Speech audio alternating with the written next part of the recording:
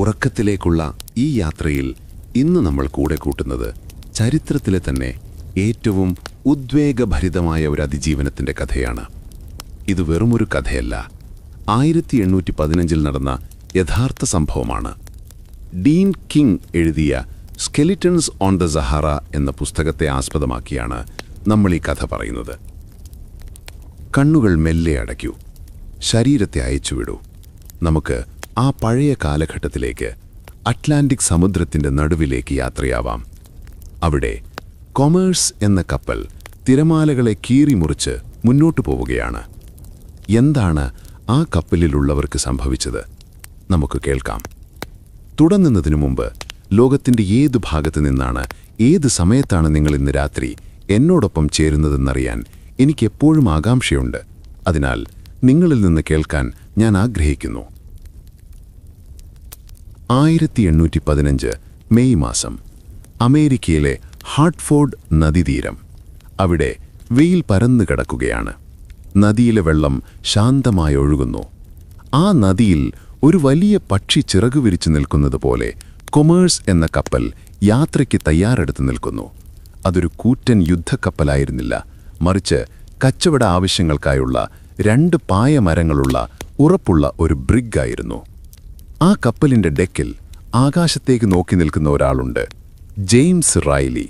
28 വയസ്സ് മാത്രം പ്രായമുള്ള, 6 അടി 6 ഇഞ്ച് ഉയരമുള്ള, കണ്ടാൽ ആരും ബഹുമാനിച്ചു പോകുന്ന തൻ്റെ ഇടമുള്ളൊരു ചെറുപ്പക്കാരൻ. കടൽ അദ്ദേഹത്തിന് പുതിയൊരിടമായിരുന്നില്ല. 15-ാം വയസ്സിൽ കടലിൽ ഇറങ്ങിയതാണ് റൈലി. തിരമാലകളുടെ ഭാഷയും കാറ്റിൻ്റെ ഗതിയും നക്ഷത്രങ്ങളുടെ വഴിയും അദ്ദേഹത്തിന് മനഃപ്പാടമായിരുന്നു. അദ്ദേഹം തൻ്റെ ഡയറിയിൽ കുറിച്ചു: കടൽ ശാന്തമാണ്, ദൈവത്തിന് നന്ദി. ആ ന്യൂ ഓർലിയൻസിൽ നിന്ന് അവർ ചരക്കുകൾ കയറ്റി. പുകയിലയും മാവും മറ്റു സാധനങ്ങളും കപ്പലിൻ്റെ അറകളിൽ നിറച്ചു. അവിടെ നിന്ന് യൂറോപ്പിലേക്കുള്ള യാത്ര. അറ്റ്ലാന്റിക് സമുദ്രം അപ്പോഴും ശാന്തമായിരുന്നു. രാത്രികളിൽ അവർ ഡെക്കിൽ കിടന്ന് നക്ഷത്രങ്ങളെ നോക്കി കഥകൾ പറഞ്ഞു. വീട്ടിനെക്കുറിച്ചും കാത്തിരിക്കുന്ന പ്രണയിനിമാരെക്കുറിച്ചും അവർ സംസാരിച്ചു. പക്ഷേ ഓഗസ്റ്റ് മാസം അവസാനിക്കാറായപ്പോൾ പ്രകൃതിയുടെ ഭാവം മാറി. അതുവരെ ചിരിച്ചുനിന്ന കടൽ ഗൗരവം കാണിച്ചു തുടങ്ങി. കാനറി ദ്വീപുകൾക്കടുത്തുകൂടി സഞ്ചരിക്കുകയായിരുന്നു അവർ. പെട്ടെന്നാണ് ആ മാറ്റം സംഭവിച്ചത്. ആകാശം ഇരുണ്ടുകൂടി. സൂര്യൻ മേഘങ്ങൾക്ക് പിന്നിൽ ഒളിച്ചു. പിന്നെ വന്നത് മൂടൽമഞ്ഞായിരുന്നു. സാധാരണ മഞ്ഞല്ല, കട്ടിയുള്ള, നനഞ്ഞ് വായുവിന് കനം കൂട്ടുന്ന തരം മൂടൽമഞ്ഞ്. കപ്പലിൻ്റെ ഒരറ്റത്ത് നിന്നാൽ മറ്റേ അറ്റം കാണാൻ കഴിയാത്തത്ര ഇരുട്ട്. നട്ടുച്ചയ്ക്ക് പോലും സന്ധ്യ മയങ്ങിയതുപോലെ തോന്നി. റൈലി അസ്വസ്ഥനായി. അദ്ദേഹത്തിൻ്റെ ഉള്ളിലെ നാവികൻ അപായ സൂചന നൽകി. എന്തോ ശരിയല്ല, നമ്മൾ ഉദ്ദേശിച്ച വഴിയിലല്ല പോകുന്നത്. അദ്ദേഹം ഭയപ്പെട്ടതുപോലെ തന്നെയായിരുന്നു കാര്യങ്ങൾ. സമുദ്രത്തിൻ്റെ അടിത്തട്ടിൽ ആർക്കും കാണാൻ കഴിയാത്ത ശക്തമായ ഒരു ഒഴുക്കുണ്ടായിരുന്നു. ആ ഒഴുക്ക് കപ്പലിനെ മെല്ലെ മെല്ലെ, അവരറിയാതെ തന്നെ, തെക്കോട്ട് തള്ളിവിടുകയായിരുന്നു. അവർ വിചാരിച്ചത് തങ്ങൾ കാനറി ദ്വീപുകൾക്കടുത്താണെന്നാണ്. പക്ഷേ സത്യത്തിൽ അവർ ആഫ്രിക്കൻ വൻകരയുടെ വടക്ക് പടിഞ്ഞാറൻ തീരത്ത് ലോകത്തിലെ ഏറ്റവും അപകടം പിടിച്ച മുനമ്പായ കേപ്പ് ബൊജാഡോറിൻ്റെ അടുത്തേക്ക് വരികയായിരുന്നു. ഓഗസ്റ്റ് 28, രാത്രി 10 മണി. കപ്പലിലെ ഭൂരിഭാഗം പേരും ഉറങ്ങത്തിലായിരുന്നു. പുറത്തു കൂരിരുട്ടും മൂടൽമഞ്ഞും മാത്രം. തിരമാലകൾ കപ്പലിൽ വന്ന് അടിക്കുന്ന ശബ്ദം അസാധാരണമായി തോന്നി. റൈലി ഉറങ്ങാതെ കപ്പലിൻ്റെ അമരത്ത് തന്നെ നിന്നു. ചെവി കൂർപ്പിച്ചു. ആ ശബ്ദം, അതൊരു സാധാരണ തിരയടിയല്ല. അത് തിരമാലകൾ പാറക്കെട്ടുകളിൽ വന്ന് തകർന്നു വീഴുന്ന ശബ്ദമാണ്. എല്ലാവരും എഴുന്നേൽക്കൂ, വേഗം! റൈലി അലറി. ആ ഉറക്കത്തിൽ നിന്ന് ഞെട്ടി ഉണർന്ന ജോലിക്കാർക്ക് എന്താണ് സംഭവിക്കുന്നതെന്ന് മനസ്സിലായില്ല. അവർ ഓടി ഡെക്കിൽ വന്നു. അപ്പോഴേക്കും സമയം വൈകി. മൂടൽമഞ്ഞിൻ്റെ ഇടയിലൂടെ പെട്ടെന്നൊരു വെളുത്ത പത ഉയർന്നു വന്നു. ആകാശം മുട്ട ഉയരമുള്ള തിരമാലകൾ. ആ നിലവിളി അവസാനിക്കുന്നതിന് മുൻപ് ഒരു വലിയ ഇടിമുഴക്കം പോലെ കൊമേഴ്സ് കുലുങ്ങി. തിരമാലകൾ കപ്പലിനെ വെറുതെ വിട്ടില്ല. ഓരോ തിരയും കപ്പലിനെ എടുത്തുയർത്തി വീണ്ടും താഴേക്ക് വലിച്ചെറിഞ്ഞു. സമുദ്രം കപ്പലിനെ വിഴുങ്ങാൻ വാ പൊളിച്ചു നിൽക്കുന്നതുപോലെ. കപ്പൽ തകരുകയാണ്, നമ്മൾ മുങ്ങും! ആരോ കരഞ്ഞു വിളിച്ചു. ഭയപ്പെടരുത്! റൈലിയുടെ ശബ്ദം ആ ഇരമ്പലിനു മുകളിൽ ഉയർന്നു കേട്ടു. തോണി ഇറക്കൂ, ജീവൻ രക്ഷിക്കണം! അവർ കപ്പലിലെ ചെറിയ തോണി, ലോങ് ബോട്ട്, വെള്ളത്തിലിറക്കാൻ പാടുപെട്ടു. കപ്പൽ ഒരു വശത്തേക്ക് ചരിഞ്ഞു കിടക്കുകയാണ്. തിരമാലകൾ അവരുടെ മുഖത്തടിക്കുന്നു. ഉപ്പുവെള്ളം കുടിച്ച് ശ്വാസം കിട്ടാതെ അവർ ആ തോണിയിൽ എങ്ങനെയൊക്കെയോ കയറിപ്പറ്റി. കപ്പലിൽ നിന്ന് തോണിയിലേക്ക് മാറിയപ്പോൾ അവർ വിചാരിച്ചത് രക്ഷപ്പെട്ടു എന്നാണ്. എന്നാൽ അതൊരു തെറ്റിദ്ധാരണയായിരുന്നു. കര അധികം ദൂരെ അല്ലായിരുന്നു. പക്ഷേ ആ കരയ്ക്കും അവർക്കുമിടയിൽ മരണം താണ്ഡവമാടുകയായിരുന്നു. തോണി തിരമാലകളിൽപ്പെട്ട് വട്ടം കറങ്ങി. ഏതു നിമിഷവും അത് മറിഞ്ഞു പോകാം. റൈലിയും കൂട്ടരും സർവ്വശക്തിയും എടുത്ത് തുഴഞ്ഞു. ഓരോ തവണ തിരമാല വരുമ്പോഴും അവർ ശ്വാസം അടക്കിപ്പിടിച്ചു. ഒടുവിലൊരു വലിയ തിരമാല അവരെ കരയിലേക്കെടുത്തുശും. തോണി മറിഞ്ഞു. എല്ലാവരും വെള്ളത്തിലേക്ക് വീണു. നീന്തിയും മുങ്ങിയും മണലിൽ അള്ളിപ്പിടിച്ചും അവർ കരയിലേക്ക് ഇഴഞ്ഞുകയറി. നനഞ്ഞു കുതിർന്ന ശരീരങ്ങൾ, തണുപ്പു കാരണം പല്ലുകൾ കൂട്ടിയിടിക്കുന്നു. ശ്വാസം കിട്ടാതെ അവർ മണലിൽ കമിഴ്ന്നു കിടന്നു. കുറച്ചു സമയം ആരും മിണ്ടിയില്ല. ജീവൻ ബാക്കിയുണ്ടെന്ന തിരിച്ചറിവ് നൽകിയ ആശ്വാസം മാത്രം. മെല്ലെ നേരം വെളുത്തു തുടങ്ങി. സൂര്യൻ ഉദിച്ചു. മൂടൽ മഞ്ഞു പാതി മാറി. റൈലി മെല്ലെ തലയുയർത്തി നോക്കി. അവർ എവിടെയാണ് എത്തിയിരിക്കുന്നത്? മുന്നിൽ ചക്രവാളം വരെ പരന്നുകിടക്കുന്ന ഒരറ്റമില്ലാത്ത മണൽക്കാട്. പച്ചപ്പില്ല, മരങ്ങളില്ല, ഒരു തുള്ളി വെള്ളം പോലും കാണാനില്ല. പിന്നിൽ ഇപ്പോഴും കോപമടങ്ങാത്ത അലറുന്ന അറ്റ്ലാന്റിക് സമുദ്രം. വലതുവശത്തും ഇടതുവശത്തും വിജനമായ പാറക്കൂട്ടങ്ങൾ മാത്രം. അവർ എത്തിയിരിക്കുന്നത് സഹാറ മരുഭൂമിയുടെ പടിഞ്ഞാറൻ തീരത്താണ്. ലോകത്തിലെ ഏറ്റവും ക്രൂരമായ ഭൂപ്രദേശങ്ങളിലൊന്ന്. റൈലിയുടെ മനസ്സിൽ ഒരു ഭയം അലയടിച്ചു. കടലിൽ മുങ്ങിമരിക്കുന്നതിനേക്കാൾ ഭയാനകമായ ഒരിടത്താണ് തങ്ങൾ വന്നെത്തിയിരിക്കുന്നത്. ഇവിടെ പ്രകൃതിക്ക് കരുണയില്ല. റൈലി തന്റെ കൂട്ടുകാരെ നോക്കി. അവരുടെ മുഖത്ത് പ്രതീക്ഷയുണ്ട്. കര പറ്റിയല്ലോ എന്ന ആശ്വാസമുണ്ട്. പക്ഷെ അവർക്കറിയില്ല, മരണം കടലിലല്ല, ഈ കരയിലാണ് പതിയിരിക്കുന്നത് എന്ന്. ഈ വിജനമായ തീരത്ത് അവർ തനിച്ചല്ല എന്ന് റൈലിക്ക് തോന്നിത്തുടങ്ങി. മണൽക്കുന്നുകൾക്ക് പിന്നിൽ നിന്ന് ആരോ അവരെ വീക്ഷിക്കുന്നുണ്ടോ? കാറ്റിൽ കേൾക്കുന്നത് മനുഷ്യരുടെ ശബ്ദമാണോ? ആദ്യത്തെ പകലിലേക്ക് സൂര്യൻ ഉദിച്ചുയരുകയാണ്. സഹാറയിലെ ചൂട് കൂടി വരുന്നു. ആ നാവികരുടെ ജീവിതത്തിലെ ഏറ്റവും വലിയ പരീക്ഷണത്തിന് ഇവിടെ തിരശീല ഉയരുകയാണ്. ആദ്യത്തെ പകൽ. സഹാറയിലെ സൂര്യൻ അതിന്റെ തനി നിറം കാണിച്ചു തുടങ്ങി. രാവിലെ ആയപ്പോഴേക്കും മണൽത്തരികൾ ചൂടുകൊണ്ട് തിളയ്ക്കാൻ തുടങ്ങി.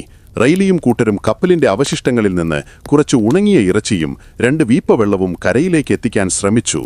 കപ്പൽ പൂർണ്ണമായും തകർന്നിട്ടില്ല. അത് തിരമാലകൾക്കിടയിൽ ഒരു പാറയിൽ കുടുങ്ങിക്കിടക്കുകയാണ്. അവർ ആഹാരം കഴിക്കാനിരിക്കുമ്പോഴാണ് റൈലി ആ കാഴ്ച കണ്ടത്.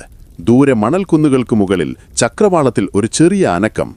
ആദ്യം അദ്ദേഹം കരുതിയത് അത് വല്ല മൃഗങ്ങളുമാകാമെന്നാണ്. പക്ഷേ ആ രൂപങ്ങൾ അടുത്തേക്ക് വരും തോറും റൈലിയുടെ രക്തം മരവിച്ചുപോയി. അവർ മനുഷ്യരായിരുന്നു. പക്ഷേ റൈലി തന്റെ ജീവിതത്തിൽ അതുവരെ കണ്ടിട്ടുള്ള മനുഷ്യരെ പോലെ ആയിരുന്നില്ല അവർ. മുടി ജടപിടിച്ച് തോളിലേക്ക് വീണുകിടക്കുന്നു. വെയിലും കാറ്റും കൊണ്ട് കരിവാളിച്ച തൊലി, മെലിഞ്ഞുണങ്ങിയ ശരീരങ്ങൾ. അവരുടെ കണ്ണിൽ ഒരു തരം വന്യമായ തിളക്കമുണ്ടായിരുന്നു. അവർ സഹാറയിലെ നാടോടികളായ ഗോത്രവർഗക്കാരായിരുന്നു. മരുഭൂമിയുടെ നിയമങ്ങൾ മാത്രം അനുസരിച്ച് ജീവിക്കുന്നവർ. അവരുടെ കയ്യിൽ നീളമുള്ള കുന്തങ്ങളും കഠാരകളും ഉണ്ടായിരുന്നു. കപ്പൽ തകർന്നവരെ കണ്ടപ്പോൾ അവരുടെ മുഖത്ത് സഹതാപമോ അത്ഭുതമോ വിരിഞ്ഞില്ല. മറിച്ച് ഒരു വേട്ടക്കാരൻ ഇരയെ കാണുമ്പോൾ ഉണ്ടാകുന്ന ആർത്തിയായിരുന്നു ആ കണ്ണുകളിൽ.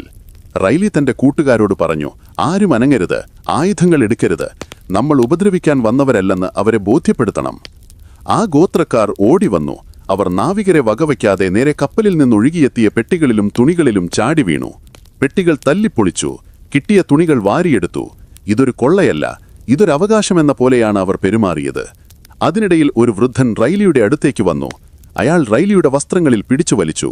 പോക്കറ്റുകൾ പരിശോധിച്ചു. കയ്യിലുണ്ടായിരുന്ന സാധനങ്ങൾ ബലമായി പിടിച്ചുവാങ്ങി. ഭാഷയറിയില്ലായിരുന്നെങ്കിലും അയാളുടെ ആംഗ്യങ്ങളിൽ നിന്ന് റൈലിക്ക് ഒരു കാര്യം വ്യക്തമായി. ഇവിടെയുള്ളതെല്ലാം ഞങ്ങൾക്ക് സ്വന്തമാണ്, നിങ്ങളും. അന്ന് വൈകുന്നേരമായപ്പോഴേക്കും കൂടുതൽ ഗോത്രക്കാർ അവിടെയെത്തി. അവർ തീ കൂട്ടി അതിനു ചുറ്റുമിരുന്ന് ഉച്ചത്തിൽ സംസാരിക്കാനും ആയുധങ്ങൾ വീശാനും തുടങ്ങി. നാവികർ ഭയന്നു വിറച്ച് കപ്പലിന്റെ ഒരു തകർന്ന ഭാഗത്ത് ഒളിച്ചിരുന്നു. റൈലിക്ക് ഉറപ്പായി, കരയിൽ നിൽക്കുന്നത് സുരക്ഷിതമല്ല. ഇവർ നമ്മളെ കൊലപ്പെടുത്തും, അല്ലെങ്കിൽ അടിമകളാക്കും. നമുക്ക് രക്ഷപ്പെടണം, റൈലി പറഞ്ഞു. ഈ കര നരകമാണ്. നമുക്ക് കടലിലൂടെ തന്നെ തിരിച്ചു പോകാം. അതൊരു ഭ്രാന്തമായ തീരുമാനമായിരുന്നു. അവരുടെ കൈവശമുള്ളത് തകർന്നടിഞ്ഞ ഒരു ചെറിയ തോണി, ലോങ് ബോട്ട് മാത്രമാണ്. മുന്നിലാണെങ്കിൽ ആകാശം മുട്ടെ ഉയരുന്ന തിരമാലകളും. പക്ഷേ ആ കാടൻ മനുഷ്യരുടെ കയ്യിലകപ്പെടുന്നതിനേക്കാൾ നല്ലത് കടലിൽ മരിക്കുന്നതാണെന്ന് അവർ തീരുമാനിച്ചു. അവർ ജീവൻ പണയം വെച്ച് ആ തോണി അറ്റകുറ്റപ്പണികൾ നടത്തി. കപ്പലിൽ നിന്ന് കിട്ടിയ ആണികളും പലകകളും വെച്ച് അതിനെ ഒന്നുറപ്പിച്ചു. നേരം വെളുത്തപ്പോൾ ഗോത്രക്കാർ ഉറങ്ങിക്കിടക്കുന്ന സമയത്ത് അവർ ആ തോണി മെല്ലെ വെള്ളത്തിലേക്ക് തള്ളിവിട്ടു. തുഴയൂ, ജീവന് വേണ്ടി തുഴയൂ, റൈലി ആജ്ഞാപിച്ചു. തിരമാലകൾ അവരെ സമ്മതിച്ചില്ല. ഓരോ തിരയും തോണിയെ എടുത്ത് പിന്നിലേക്കെറിഞ്ഞു. ഉപ്പുവെള്ളം അവരുടെ മൂക്കിലും വായിലും കയറി. എന്നിട്ടും അവർ പിന്മാറിയില്ല. മണിക്കൂറുകൾ നീണ്ട പോരാട്ടത്തിനൊടുവിൽ അവർ തിരമാലകളെ ഭേദിച്ച് ഉൾക്കടലിലേക്കെത്തി. കരയിൽ നിന്ന് അകന്നപ്പോൾ അവർക്ക് വലിയൊരു ആശ്വാസം തോന്നി. ആ ചെകുത്താന്മാരുടെ കയ്യിൽ നിന്ന് രക്ഷപ്പെട്ടല്ലോ. പക്ഷെ കടൽ അവരെ ചതിച്ചു. അവരുടെ തോണിയിൽ ദ്വാരങ്ങളുണ്ടായിരുന്നു. വെള്ളം അകത്തേക്ക് കയറാൻ തുടങ്ങി. കയ്യിലുള്ള തൊപ്പികൾ കൊണ്ട് വെള്ളം കോരിക്കളഞ്ഞ് അവർ മുന്നോട്ട് നീങ്ങി. ദിവസങ്ങൾ കടന്നുപോയി. കടലിൽ എങ്ങോട്ട് പോകണം എന്നവർക്കറിയില്ലായിരുന്നു. ചുറ്റും വെള്ളം മാത്രം. കുടിക്കാൻ വെള്ളമില്ല, ഭക്ഷിക്കാൻ ആഹാരമില്ല. സൂര്യൻ തലയ്ക്കു മുകളിൽ കത്തിജ്വലിച്ചു. അവരുടെ പ്രതീക്ഷകൾ അസ്തമിക്കാൻ തുടങ്ങി. നമ്മൾ കടലിൽ കിടന്ന് മരിക്കും ക്യാപ്റ്റൻ, ജോലിക്കാരിൽ ഒരാൾ കരഞ്ഞു പറഞ്ഞു. റൈലിക്ക് മനസ്സിലായി, ഇങ്ങനെ പോയാൽ എല്ലാവരും മരിക്കും. കരയിലേക്ക് തിരിച്ചു പോകുകയേ വഴിയുള്ളൂ. പക്ഷേ പഴയ സ്ഥലത്തേക്ക് പോകാൻ പറ്റില്ല.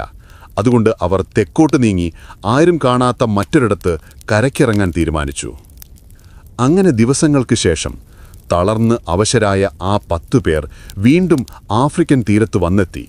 ഇത്തവണ അവർക്ക് എഴുന്നേൽക്കാൻ പോലും ത്രാണിയില്ലായിരുന്നു. അവർ മണലിൽ വീണുറങ്ങി. എന്നാൽ വിധി അവരെ പിന്തുടർന്നിരുന്നു.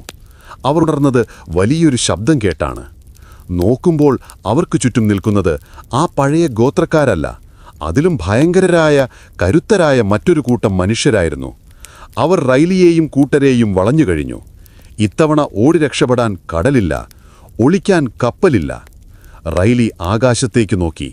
ആ നിമിഷം അദ്ദേഹത്തിന് മനസ്സിലായി, തന്റെ സ്വാതന്ത്ര്യം അവസാനിച്ചിരിക്കുന്നു.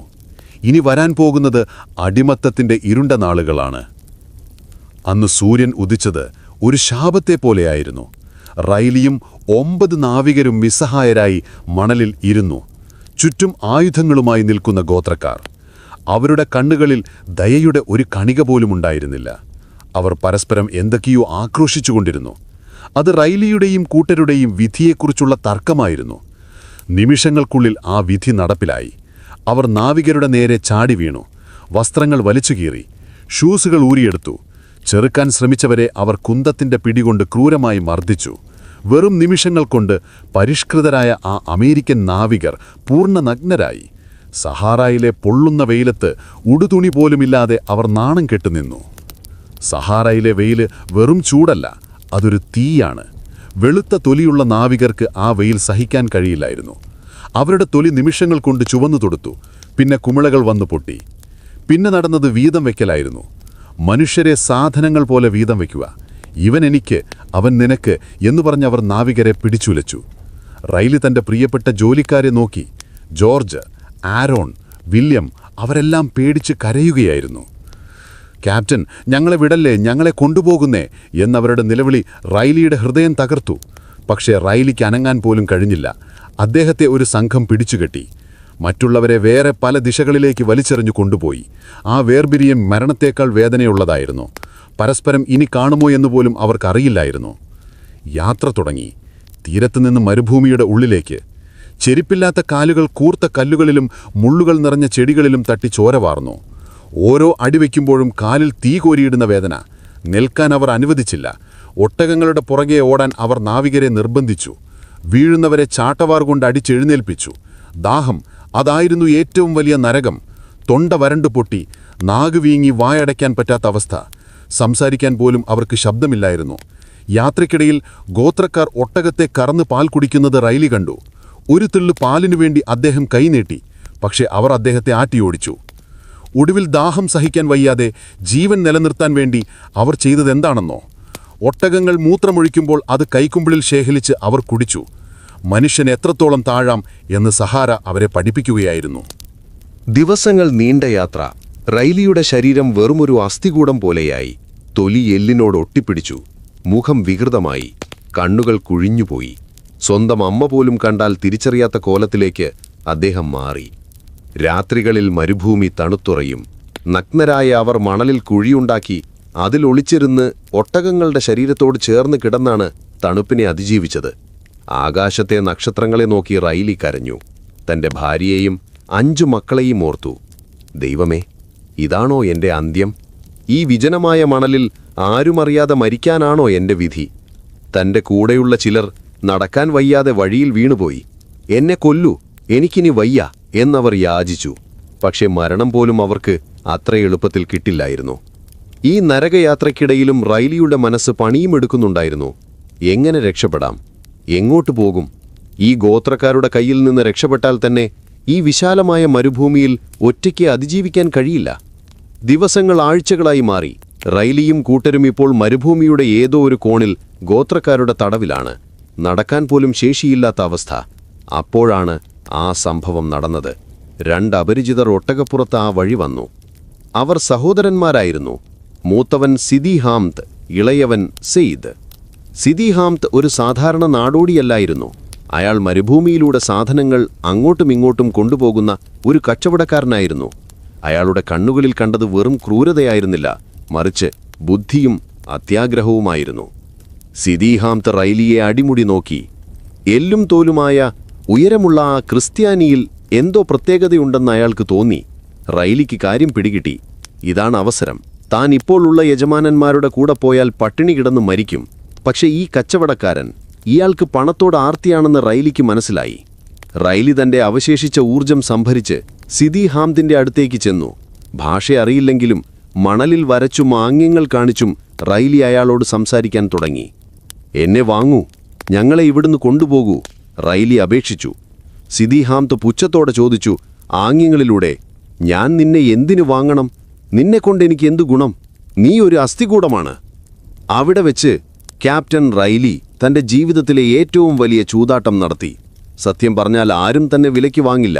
കാരണം റൈലിയുടെ കയ്യിൽ പണമില്ല. മൊഗാഡോർ എന്ന നഗരം ഇവിടെ നിന്ന് ആയിരക്കണക്കിന് കിലോമീറ്റർ അകലെയാണ്. അവിടെ റൈലിക്ക് ആരെയും അറിയില്ല. പക്ഷേ റൈലി സിദി ഹാംതിന്റെ കണ്ണുകളിലേക്ക് നോക്കി പറഞ്ഞു, എനിക്ക് മൊഗാഡോറിൽ വലിയ സമ്പത്തുണ്ട്. അവിടെ എനിക്ക് സുഹൃത്തുക്കളുണ്ട്. കോൺസൽ എന്ന വലിയ മനുഷ്യൻ എന്റെ സുഹൃത്താണ്. നീ ഞങ്ങളെ അവിടെ സുരക്ഷിതമായി എത്തിച്ചാൽ നീ ചോദിക്കുന്ന പണം ഞാൻ തരും. സ്വർണവും തോക്കുകളും തുണികളും, നീ ആഗ്രഹിക്കുന്ന എന്തും. ഇതൊരു പച്ച കള്ളമായിരുന്നു. മൊഗാഡോറിൽ റൈലിയെ കാത്തിരിക്കാൻ ആരുമില്ല. പക്ഷെ ആ നിമിഷം ആ കള്ളം മാത്രമായിരുന്നു അവരുടെ ഏക ആശ്രയം. സിദി ഹാംത് ആലോചിച്ചു, ഈ മെലിഞ്ഞ അടിമകളെ ഇവിടെ വിറ്റാൽ കിട്ടുന്നത് തുച്ഛമായ വിലയാണ്. എന്നാൽ ഇവരെ മൊഗാഡോറിൽ എത്തിച്ചാലോ? റൈലി വാഗ്ദാനം ചെയ്തത് വലിയൊരു നിധിയാണ്. അത്യാഗ്രഹം അയാളെക്കൊണ്ട് ആ തീരുമാനമെടുപ്പിച്ചു. നീണ്ട തർക്കങ്ങൾക്കും വിലപേശലുകൾക്കും ശേഷം സിദി ഹാംത് റൈലിയെയും അദ്ദേഹത്തിന്റെ കൂടെയുണ്ടായിരുന്ന കുറച്ചുപേരെയും, ആരോൺ, വില്യം, സാവേജ്, ഹൊറസ് എന്നിവരെ പഴയ യജമാനന്മാരിൽ നിന്ന് വിലയ്ക്ക് വാങ്ങി. റൈലിക്കൊരു പുതിയ യജമാനനായി. സിദി ഹാംത് കർക്കശനായിരുന്നുവെങ്കിലും അയാൾ പഴയവരേക്കാൾ അല്പം ഭേദമായിരുന്നു. അയാൾ റൈലിക്ക് കുറച്ച് ഒട്ടകപ്പാൽ നൽകി. ആ പാൽ ചുണ്ടിൽ വീണപ്പോൾ റൈലിക്ക് ജീവൻ തിരിച്ചു കിട്ടിയതുപോലെ തോന്നി.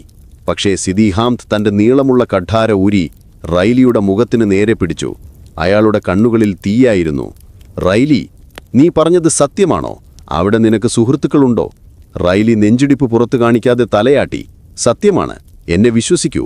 ഓർത്തോ, നീ പറഞ്ഞത് കള്ളമാണെങ്കിൽ മൊഗാഡോറിന്റെ വാതിൽക്കൽ വെച്ച് ഞാൻ നിന്റെ കഴുത്തറുക്കും, നിന്റെ ചോര മണലിലൊഴിക്കും. റൈലിയുടെ ഉള്ളിൽ തീപ്പൊരു വീണു. മൊഗാഡോർ എത്താൻ ഇനിയും മാസങ്ങളെടുക്കും. അതിനിടയിൽ ഗ്രേറ്റ് ഡെസേർട്ട് എന്നറിയപ്പെടുന്ന ഭീകരമായ മണൽക്കാട് കടക്കണം.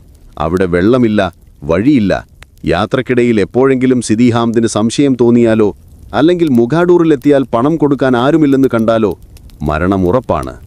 പക്ഷേ തൽക്കാലമെങ്കിലും ജീവൻ കിട്ടി. നടക്കൂ, സിദി ഹാംത് ആജ്ഞാപിച്ചു. വടക്കോട്ട് മൊഗാഡോറിലേക്ക്. ആ വലിയ നുണയുടെ ഭാരവും ചുമലിലേറ്റി റൈലി വീണ്ടും നടക്കാൻ തുടങ്ങി. യാത്ര പുനരാരംഭിച്ചു. ഇത്തവണ ലക്ഷ്യം വടക്കാണ്. പക്ഷേ ആ ലക്ഷ്യത്തിലേക്കെത്താൻ അവർ നടക്കേണ്ടത് സാധാരണ വഴികളിലൂടെയല്ല. ഗ്രേറ്റ് ഡെസേർട്ട് എന്ന് വിളിക്കുന്ന കരിങ്കല്ലുകളും മണലും നിറഞ്ഞ ജീവന്റെ ഒരു തുടിപ്പുമില്ലാത്ത വിജനപ്രദേശത്തു കൂടിയാണ്. റൈലിയും കൂട്ടരും ഒട്ടകങ്ങൾക്ക് പിന്നാലെ നടക്കുകയായിരുന്നില്ല, ഇഴയുകയായിരുന്നു. അവരുടെ കാലുകൾ വീണ്ടും വീണ്ടും മുറിഞ്ഞു. എല്ലും തോലുമായ ശരീരത്തിൽ വെയിൽ തട്ടുമ്പോഴുണ്ടാകുന്ന നീറ്റൽ സഹിക്കാവുന്നതിലും അപ്പുറമായിരുന്നു. സിദി ഹാംത് തന്റെ നിധിയെ, റൈലിയെയും കൂട്ടരെയും സംരക്ഷിക്കാൻ ശ്രമിച്ചു. അയാൾ അവർക്ക് വല്ലപ്പോഴും ഒട്ടകപ്പാൽ നൽകി. എന്നാൽ സെയ്ദ് ഇതൊട്ടും ഇഷ്ടപ്പെട്ടില്ല. സെയ്ദ് ഒരു കാട്ടുമൃഗത്തെ പോലെയായിരുന്നു. ദേഷ്യം വന്നാൽ കൺമുന്നിലുള്ളതിനെ ഇല്ലാതാക്കുന്ന പ്രകൃതം. അയാൾ റൈലിയെയും കൂട്ടരെയും കണ്ടത് മനുഷ്യരായല്ല, മറിച്ച് തങ്ങളുടെ വെള്ളവും ഭക്ഷണവും തീർക്കുന്ന ബാധ്യതകളായാണ്. ഒരു ഉച്ചസമയത്ത് വെയിൽ കത്തിജ്വലിച്ചു നിൽക്കുമ്പോൾ റൈലിയുടെ സംഘത്തിലെ ഹോറസ് എന്ന ചെറുപ്പക്കാരൻ തളർന്നു വീണു. അവൻ എഴുന്നേൽക്കാൻ ത്രാണിയില്ലായിരുന്നു. ഇത് കണ്ട സെയ്ദ് കോപം കൊണ്ട് വിറച്ചു. അയാൾ തന്റെ തോക്കെടുത്ത് ഹൊറസിന് നേരെ ചൂണ്ടി. ഇവൻ നമ്മളെ വൈകിപ്പിക്കുന്നു, ഇവൻ മരിക്കാറായി, ഇവനെ ഇവിടെ തീർത്താൽ നമുക്ക് ബാക്കിയുള്ള വെള്ളം ലാഭിക്കാം. സെയ്ദ് അലറി. റൈലിയുടെ നെഞ്ചിടിപ്പ് നിന്നുപോയി. ഹൊറസ് തന്റെ മകനെ പോലെയാണ്, അവനെ കൊല്ലാൻ അനുവദിക്കില്ല. റൈലി ഓടിച്ചെന്ന് സെയ്ദിന് മുന്നിൽ തടസ്സം നിന്നു. കൈകൾ വിരിച്ചുപിടിച്ച് റൈലി പറഞ്ഞു ആംഗ്യങ്ങളിലൂടെ, അവനെ കൊല്ലരുത്, അവന് പകരം ഞാൻ നടക്കാം, അവനെ ഒട്ടകപ്പുറത്ത് കയറ്റൂ. സെയ്ദ് തോക്ക് റൈലിക്ക് നേരെ തിരിച്ചു. ആ വിരൽ കാഞ്ചിയിൽ അമരാൻ തുടങ്ങി. ആ നിമിഷം സിദീഹാം തവടിയെത്തി. അയാൾ സെയ്ദിന്റെ തോക്കിൻ കുഴൽ തട്ടിമാറ്റി. 2 സഹോദരന്മാരും തമ്മിൽ മരുഭൂമിയിൽ വെച്ച് വലിയൊരു മൽപ്പിടുത്തം നടന്നു. ഇല്ല, സിദീഹാം തലറി. ഇവർ എന്റെ സമ്പത്താണ്. ഇവരെ കൊന്നാൽ എനിക്ക് കിട്ടാൻ പോകുന്ന സ്വർണം നഷ്ടപ്പെടും. നീ ഇവരെ തൊട്ടുപോകരുത്. അതൊരു സ്നേഹം കൊണ്ടുള്ള സംരക്ഷണമായിരുന്നില്ല, അത് അത്യാഗ്രഹം കൊണ്ടുള്ള സംരക്ഷണമായിരുന്നു. എങ്കിലും ആ അത്യാഗ്രഹം ഹൊറസിന്റെ ജീവൻ രക്ഷിച്ചു. സെയ്ദ് ദേഷ്യത്തോടെ പിന്മാറി. പക്ഷേ അയാളുടെ കണ്ണുകൾ റൈലിയോട് പറഞ്ഞു, ഇന്നല്ലെങ്കിൽ നാളെ നിന്നെ ഞാൻ കൊല്ലും. യാത്ര തുടർന്നു. പിറ്റേന്നു മുതൽ അയാൾ ക്രൂരമായ വിനോദങ്ങൾ കണ്ടെത്തി. ഒട്ടകങ്ങളുടെ പുറത്തു കയറാൻ റൈലിയെയും കൂട്ടരെയും അയാൾ അനുവദിച്ചില്ല. നടക്കണം, വേഗത്തിൽ നടക്കണം എന്ന് പറഞ്ഞ് അയാൾ ചാട്ടവാറുകൊണ്ട് അവരുടെ നഗ്ന ശരീരത്തിലടിച്ചു. റൈലി പലപ്പോഴും ആലോചിച്ചു, ഈ നരകം എന്നവസാനിക്കും. വഴിയിൽ അവർ കണ്ട കാഴ്ചകൾ ഭയാനകമായിരുന്നു. മണലിൽ പാതി മൂടിക്കിടക്കുന്ന വെളുത്ത അസ്ഥികൂടങ്ങൾ, പണ്ടിതുവഴി വന്ന അടിമകളുടെയോ കച്ചവടക്കാരുടെയോ ബാക്കി പത്രങ്ങൾ. ആ അസ്ഥികൂടങ്ങൾ റൈലിയോട് മന്ത്രിക്കുന്നതുപോലെ തോന്നി, ഞങ്ങളുടെ വിധിയാണ് നിങ്ങളെയും കാത്തിരിക്കുന്നത്. ഒരു രാത്രി അവർ ഉറങ്ങാൻ കിടക്കുമ്പോൾ റൈലി സിദീഹാംത്തിനോട് ചോദിച്ചു, ഇനി എത്ര ദൂരം? സിദീഹാംത്ത് ആകാശത്തേക്ക് നോക്കി പറഞ്ഞു, ഇനി അങ്ങോട്ട് വെള്ളമില്ലാത്ത വഴിയാണ്. 5 ദിവസങ്ങൾ, ഒരു തുള്ളി വെള്ളവും പോലും കിട്ടില്ല. ആ 5 ദിവസം കഴിഞ്ഞാൽ മാത്രമേ നമ്മൾ രക്ഷപ്പെടൂ. റൈലി ഞെട്ടിപ്പോയി. ഇപ്പോൾ തന്നെ അവർ മൃതപ്രായരാണ്. ഇനി വെള്ളമില്ലാതെ 5 ദിവസം നടക്കുക എന്നത് അസാധ്യമാണ്. സിദീഹാംത്ത് തുടർന്നു, നിങ്ങളിൽ ആരെങ്കിലും വീണുപോയാൽ എന്റെ സഹോദരൻ അവനെ കൊല്ലും. എനിക്കവനെ തടയാൻ കഴിയില്ല. അതുകൊണ്ട് നടക്കുക, ജീവനു വേണ്ടി നടക്കുക. ആദ്യത്തെ ദിവസം ആരംഭിച്ചു. ഇതുവരെ കണ്ട മരുഭൂമിയായിരുന്നില്ല അത്. മൃദുവായ മണൽക്കുന്നുകൾ അപ്രത്യക്ഷമായി. പകരം കറുത്ത കല്ലുകളും ചരളുകളും നിറഞ്ഞ പരന്നുകിടക്കുന്ന ഒരു ശവപ്പറമ്പ് പോലെയായിരുന്നു ആ പ്രദേശം. സൂര്യൻ ഉദിച്ചപ്പോൾ തന്നെ ഭൂമി തിളയ്ക്കാൻ തുടങ്ങി. ഒരടുപ്പിൽ വെച്ച ചട്ടി പോലെ ആ കരിങ്കല്ലുകൾ ചൂടായി. റൈലിയും കൂട്ടരും ചെറുപ്പില്ലാതെയാണ് നടക്കുന്നത്. ഓരോ ചവിട് വയ്ക്കുമ്പോഴും അവരുടെ പാദങ്ങൾ പൊള്ളിപ്പോയി. പക്ഷേ നിൽക്കാൻ സിദീഹാംത്ത് അനുവദിച്ചില്ല. നടക്കൂ, നിന്നാൽ മരണം. 2-ാം ദിവസം ദാഹം അതിന്റെ പാരമ്യത്തിലെത്തി. അവരുടെ നാക്ക് വീങ്ങി, വായുടെ ഉള്ളിൽ ഉമിനീർ വറ്റിപ്പോയി. സംസാരിക്കാൻ ശ്രമിച്ചാൽ തൊണ്ടയിൽ നിന്നൊരു ഞരക്കം മാത്രമേ പുറത്തുവരുന്നുള്ളൂ. ചുണ്ടുകൾ വിണ്ടുകീറി ചോര വരാൻ തുടങ്ങി. റൈലി അവരുടെ കൂട്ടുകാരെ നോക്കി.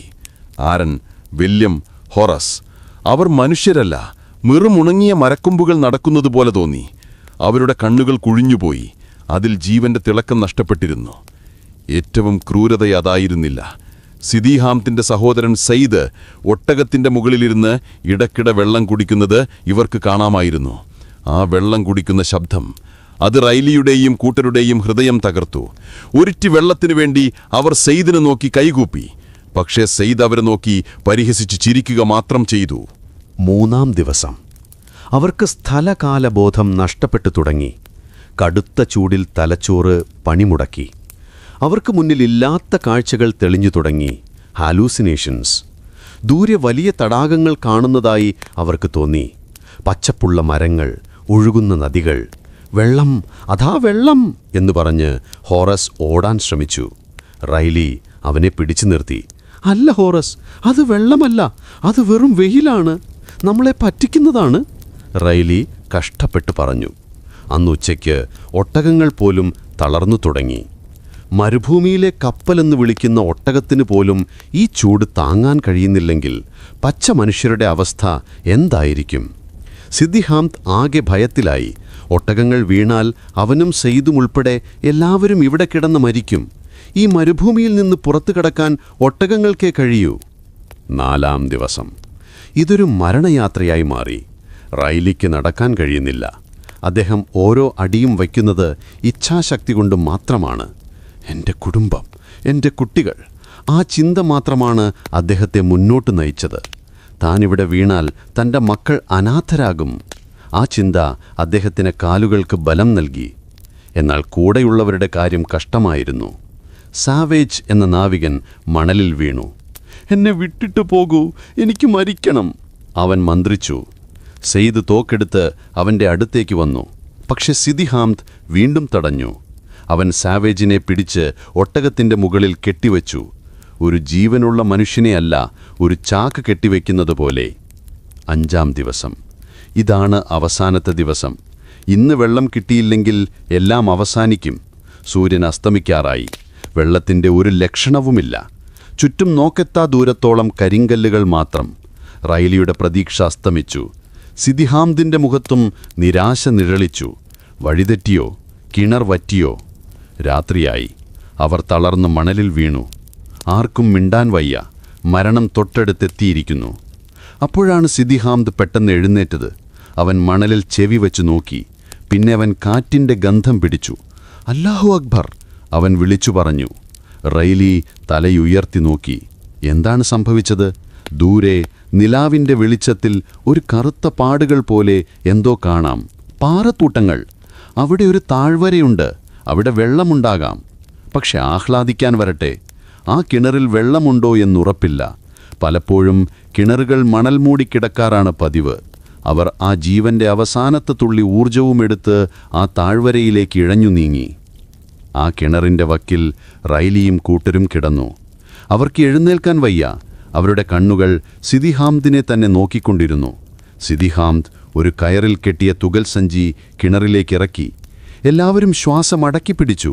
സഞ്ചി മുകളിലേക്ക് വരുമ്പോൾ അതിൽ നനവുണ്ടാകുമോ? സഞ്ചി മുകളിലെത്തി. അതിൽ നിന്ന് വെള്ളം ഇറ്റി വീഴുന്നുണ്ടായിരുന്നു. അത് തെളിഞ്ഞ വെള്ളമായിരുന്നില്ല. ചെളിയും പുഴുക്കളും നിറഞ്ഞ ദുർഗന്ധമുള്ള കറുത്ത വെള്ളം. പക്ഷേ റൈലിയെ സംബന്ധിച്ചിടത്തോളം അത് അമൃതേക്കാൾ വിലപ്പെട്ടതായിരുന്നു. റൈലി കൈനീട്ടി. പക്ഷേ സെയ്ദ് അവനെ തട്ടിമാറ്റി. സെയ്ദും സിദിഹാംതും ആദ്യം വയറു നിറയെ കുടിച്ചു. പിന്നെ ഒട്ടകങ്ങൾക്ക് കൊടുത്തു. ഇതൊക്കെ കണ്ട് സഹിക്കാൻ വയ്യാതെ റൈലിയുടെ കൂട്ടുകാരനായ വില്യം കരഞ്ഞുപോയി. ഒടുവിൽ ബാക്കി വന്ന വെള്ളം സിദിഹാംത് അവർക്ക് നൽകി. ആർത്തിപൂണ്ട മൃഗങ്ങളെപ്പോലെ അവർ ആ വെള്ളത്തിലേക്ക് ചാടി വീണു. റൈലി അവരെ തടയാൻ ശ്രമിച്ചു.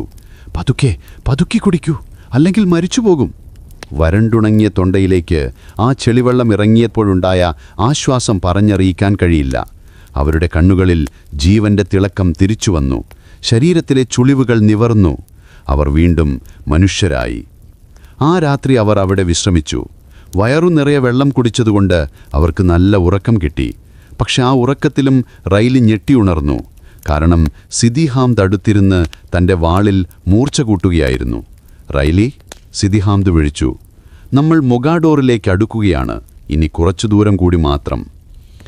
റൈലിയുടെ ഉള്ളിൽ ഒരു വലിയ ഭയം രൂപം കൊണ്ടു. മൊഗാഡോർ അടുക്കുന്നു എന്ന് പറഞ്ഞാൽ താൻ പറഞ്ഞ നുണയുടെ ക്ലൈമാക്സ് അടുക്കുന്നു എന്നാണ് അർത്ഥം. അവിടെ കോൺസൽ ഇല്ലെങ്കിൽ, പണം കൊടുക്കാൻ ആരുമില്ലെങ്കിൽ. സിദിഹാംത് തുടർന്നു. എനിക്ക് പേടിയുണ്ട് റൈലി. നീ എന്നെ പറ്റിക്കുകയാണോ എന്നെനിക്ക് സംശയമുണ്ട്. അങ്ങനെയാണെങ്കിൽ നിന്നെ മാത്രമല്ല, നിന്റെ കൂട്ടുകാരെയും ഞാൻ ഓരോന്നായി അറുക്കും. യാത്ര വീണ്ടും തുടങ്ങി. ഇത്തവണ ഭൂപ്രകൃതിക്ക് മാറ്റം വരാൻ തുടങ്ങി. മണൽ മാറി. ചെറിയ കുറ്റിച്ചെടികൾ കാണാൻ തുടങ്ങി. അത് നാഗരികതയുടെ ലക്ഷണമാണ്. അവർ കടലിനോടടുക്കുകയാണ്. ഒരു ദിവസം ഉച്ചയ്ക്ക് അവർ ദൂരെ നീലനിറത്തിലൊരു പരപ്പ് കണ്ടു. കടൽ, അറ്റ്ലാന്റിക് സമുദ്രം. ആ കാഴ്ച നാവികർക്ക് വലിയ ആവേശമുണ്ടാക്കി. അവർ ഓടിച്ചെന്ന് കടൽവെള്ളം തൊട്ടു. പക്ഷെ ആ ആവേശം പെട്ടെന്ന് കെട്ടടങ്ങി. കാരണം അവർ ഇപ്പോൾ നിൽക്കുന്നത് ചെങ്കുത്തായ പാറക്കെട്ടുകൾക്ക് മുകളിലാണ്. താഴെ തിരമാലകൾ അലറുന്നു. ഇനി അങ്ങോട്ട് പോകണമെങ്കിൽ ഈ പാറക്കെട്ടുകളിലൂടെയുള്ള ഇടുങ്ങിയ വഴിയിലൂടെ നടക്കണം. ഒരു തെറ്റായ ചുവട് വെച്ചാൽ താഴെ കടലിലേക്ക് വീണ് മരിക്കും. ഒട്ടകങ്ങൾ ഭയന്ന് വിറച്ചു. റൈലിയും കൂട്ടനും ശ്വാസമടക്കിപ്പിടിച്ച് പാറയിൽ അള്ളിപ്പിടിച്ച് മുന്നോട്ട് നീങ്ങി. ഇതിനിടയിൽ റൈലിയുടെ മനസ്സ് വേറൊരു കണക്കുകൂട്ടലിലായിരുന്നു. മൊഗാഡോർ നഗരത്തിന് പുറത്തെത്തിയാൽ എന്ത് ചെയ്യണം? സിദി ഹാമിദിനെ എങ്ങനെ വിശ്വസിപ്പിക്കും? സമയം ഉച്ചതിരിഞ്ഞ് സഹാറയുടെ വടക്കൻ അതിർത്തിയിലുള്ള ഒരു പാറക്കെട്ടിന് താഴെ സിദി ഹാന്തും സംഘവും വിശ്രമിക്കുകയായിരുന്നു. റൈലി തളർന്ന മണലിൽ കിടന്നു. അദ്ദേഹത്തിൻ്റെ മനസ്സിൽ ആദി വർദ്ധിച്ചു വരികയായിരുന്നു. മൊഗാഡോർ നഗരം അധികം ദൂരെയല്ല. അവിടെ ചെന്നാൽ താൻ പറഞ്ഞ നുണ പൊഴിയും. പണം കൊടുക്കാൻ അവിടെ ആരുമില്ലെന്ന് സിദി ഹാംദ് അറിഞ്ഞാൽ ആ നിമിഷം തങ്ങളുടെ തല മണലിൽ ഉരുളും. എന്തെങ്കിലും ചെയ്തേ പറ്റൂ, റൈലി ചിന്തിച്ചു. നഗരത്തിലെത്തുന്നതിന് മുൻപ് ആരെങ്കിലും ഈ വിവരം അറിയണം. അപ്പോഴാണ് മണൽക്കുന്നുകൾക്കിടയിലൂടെ 2 അപരിചിതർ വരുന്നത് റൈലി കണ്ടത്. അവർ സഞ്ചാരികളായിരുന്നു. സിദി ഹാംദ് അവരുമായി സംസാരിക്കാൻ പോയി. റൈലിക്ക് തോന്നി, ഇതാണ് അവസരം, ഇതുമാത്രമാണ് അവസരം. റൈലി വേച്ച് സിദി ഹാംദിൻ്റെ അടുത്തേക്ക് ചെന്നു. സിദി ഹാംദ് രൂക്ഷമായി നോക്കി. റൈലി കൈകൂപ്പി യാചിച്ചു, സിദി, ഈ വരുന്നവർ നഗരത്തിലേക്ക് പോകുന്നവരാണ്. ആണെങ്കിൽ എനിക്കൊരു ഉപകാരം ചെയ്യണം. എനിക്ക് ഇവർക്ക് ഒരു കത്ത് കൊടുത്തുവിടണം. എൻ്റെ സുഹൃത്തിന് പണം തയ്യാറാക്കി വയ്ക്കാൻ വിവരം കൊടുക്കണം. അല്ലെങ്കിൽ നമ്മൾ ചെല്ലുമ്പോൾ പണം കിട്ടാൻ വൈകും. പണമെന്ന് കേട്ടപ്പോൾ സിദി ഹാംദിൻ്റെ ശ്രദ്ധ തിരിഞ്ഞു. പണം പെട്ടെന്ന് കിട്ടുമെങ്കിൽ അതല്ലേ നല്ലത്? അവൻ സമ്മതിച്ചു. പക്ഷേ ഒരു പ്രശ്നമുണ്ടായിരുന്നു. എവിടെ എഴുതും? എന്തു വച്ചെഴുതും? റൈലിയുടെ കയ്യിൽ പേപ്പറില്ല, പേനയില്ല. ആ അപരിചിതരായ സഞ്ചാരികളിൽ ഒരാളുടെ കയ്യിൽ കുറച്ച് പഴയ കടലാസ് കഷ്ണങ്ങളുണ്ടായിരുന്നു. അതിൽ നിന്ന് കീറിയെടുത്ത മുഷിഞ്ഞ ഒരു ചെറിയ കടലാസ് കഷ്ണം റൈലിക്ക് കിട്ടി. പിന്നെ എഴുതാൻ ഒരു ഉണങ്ങിയ മുളന്തണ്ട് അവർ ചെത്തി കൂർപ്പിച്ചു കൊടുത്തു. മഷിക്ക് പകരം കരിയും വെള്ളവും കലക്കിയ കറുത്ത ദ്രാവകം. റൈലി ആ മണലിലിരുന്നു. അദ്ദേഹത്തിൻ്റെ കൈകൾ വിറയ്ക്കുന്നുണ്ടായിരുന്നു. ആ ചെറിയ കടലാസ് കഷ്ണത്തിലാണ് 10 പേരുടെ ജീവൻ അടങ്ങിയിരിക്കുന്നത്. ഒരു വാക്ക് പിഴച്ചാൽ, കത്ത് കിട്ടുന്നയാൾക്ക് കാര്യം മനസ്സിലായില്ലെങ്കിൽ എല്ലാം തീരും.